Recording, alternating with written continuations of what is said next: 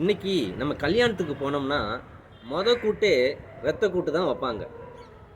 ஆனால் பரிசுத்த வேதாகமத்தில் பிதாவாகிய தேவன் என்ன சொல்லியிருக்கிறார்னா, இரத்தத்தை புசிக்கக்கூடாது. எந்த மாம்சத்தின் இரத்தத்தையும் நீங்கள் புசிக்கக்கூடாது.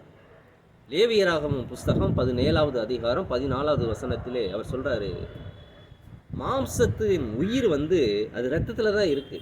எல்லா மாம்சத்தினுடைய உயிரும் இரத்தத்தில் தான் இருக்கு. அந்த இரத்தம் ஒரு ஜீவனுக்கு அது சமமாக இருக்கிறது. ஆகவே எந்த மாம்சத்தின் இரத்தத்தையும் நீங்கள் புசிக்கக்கூடாது என்று பிதாவாகிய தேவன் சொல்லியிருக்கிறார். ஆனால் நம்ம என்ன செய்கிறோம்? திருமணத்திலே முதலாவது கூட்டே இரத்த கூட்டு தான். ஆனால் ஆண்டவராக இயேசு கிறிஸ்து என்ன சொன்னார்னா, உங்கள் பாவத்திற்காக உங்களுக்காக நான் ஜீவனையே கொடுத்திருக்கிறேன். என்னுடைய சரீரம் பீக்கப்பட்டது, உங்களுக்காக நான் இரத்தம் சிந்தி இருக்கிறேன். ஆகவே என்னுடைய மாம்சத்தை புசித்து என்னுடைய இரத்தத்தை நீங்கள் பானம் பண்ணுங்கள் என்று சொல்லியிருக்கிறார். அப்போ ஆண்டவராக இயேசு கிறிஸ்துவின் இரத்தத்தை நாம் பானம் பண்ணுவதற்கு நான் திருச்சபைக்கு நாம் போக வேண்டும். அதை விட்டுட்டு நம்ம ஞாயிற்றுக்கிழமை தோறும் கல்யாண வீட்டிற்கு சென்று இரத்த கூட்ட சாப்பிட்றோம்.